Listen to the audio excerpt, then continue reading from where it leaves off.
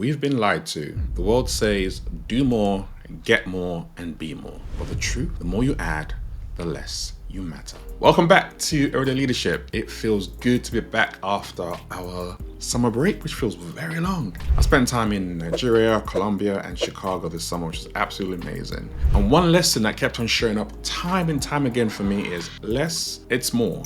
And that's the energy I'm taking into the rest of this year. And as your exec coach, I think you should as well. You see, most leaders confuse movement with accomplishment. You can fill your calendar and still empty your impact.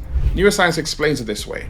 Your brain releases dopamine every time you tick a task off. That little hit tricks you into thinking you're making progress. But progress isn't about more steps. It's about the right steps. So I'm going to call out 5 lies about doing more that I see play out time and time again with my clients. Number 1, more proves I'm productive. No, it proves you are busy. Movement isn't meaning. Warren Buffett once said, the difference between successful people and really successful people is that really successful people say no to almost everything. Where are you being busy but not effective? That's something for you to think about. Number 2, more shows my value. No! The more scattered you are, the less people remember you. Maya Angelou didn't write hundreds of books. She wrote a few that changed the world. Number 3, more keeps me ahead. Again, that's another lie. The faster you chase, the further behind you fall. There's an old African proverb that says, if you want to go fast, go alone. If you want to go far, go together. More often means rushing alone and burning out. And that's not what you want in this season. Number 4, more builds resilience. That's another lie. Stress is not strength. Burnout is not resilience. Serena Williams, one of the greatest tennis players ever, stepped away from tennis, the game she loved, she grew up with, not because she just wanted to quit and walk away, but she said, I want to preserve my health for my family. Less gave her longevity with the things and the people that mattered the most to her. And number 5, more is what great leaders do. This is a big fat no. Great leaders cut. They subtract until only the essential remains. When Steve Jobs returned back to Apple, he cut down a lot of their products. I think they had a dozen products that he went down to 4. Focus brought Apple back to life. And that's my question to you. What needs cutting from your life right now? What can you delegate? What do you need to stop even doing and walk away from? You'd be surprised how many times people tell me, oh, I didn't know I could not attend that meeting. Oh, I didn't know I could say no. Because you're so used to doing it and doing it and doing it. You never stopped and asked yourself, why am I doing that? So what needs cutting from your life right now? That is something I want you to think about. So there is a power in doing less. Greg McKeown calls it essentialism, the disciplined pursuit of less. It's not about laziness, it's all about clarity. When you cut the noise, what matters gets louder. That's something that I experienced just having this month off. I was in the noise, I was knee deep in it, and I knew I had to just step away. And having that quiet away from the noise centered me, got me focused. I could come back a lot more excited, a lot more energized with a plan for my team around how we're going to pursue things and go forward. That is what happened when you cut the noise. Now, I'll give you 5 reasons why doing more is not great. I'm going to give you 10 reasons why less is powerful, why less is more. Number 1, clarity beats clutter. Noise hides the truth. When you strip back and you just allow that signal to come through, things begin to change. See, busy execs, you love dashboards, you love slides, you love reports. But clarity isn't more data. Clarity is seeing what happened in one glance. In fact, when I work with a number of my clients, one of the methodologies we use is the 3U model of unlearn, unlock, and unleash, which I've talked about loads of times. But the reason why we go for the unlearn first is to get that clarity. It's not about adding more and more is more. It's what can we strip away? What can we remove to allow you to get that clarity? Every single time we do this, the clients are like, wow, I didn't realize. And then they can move so much more quicker to execute on their goals. If I asked your team what their top priority was this quarter, would they all give me the same answer? I've done this exercise before, and 7 out of 10 times, the answer is no. 7 out of 10 times, that's 70%. That is huge. That means not everyone's aligned as to what it is you're doing. Not everyone's aligned as to, you might have communicated greatly, but for a reason, it has not landed. 70%. Think about that. Number 2, focus wins.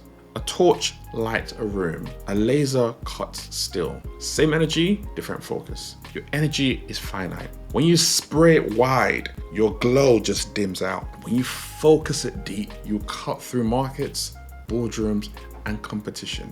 Number 3, decision gets stronger when you do less is more. Every choice drains your brain. Fewer choices equals to smart choices. Psychologists call this the decision fatigue. You don't need to decide everything. The best leaders automate the small so they can think big. And that automation can just be delegation as well. It's not always about using AI, but there are ways of being able to automate and remove things.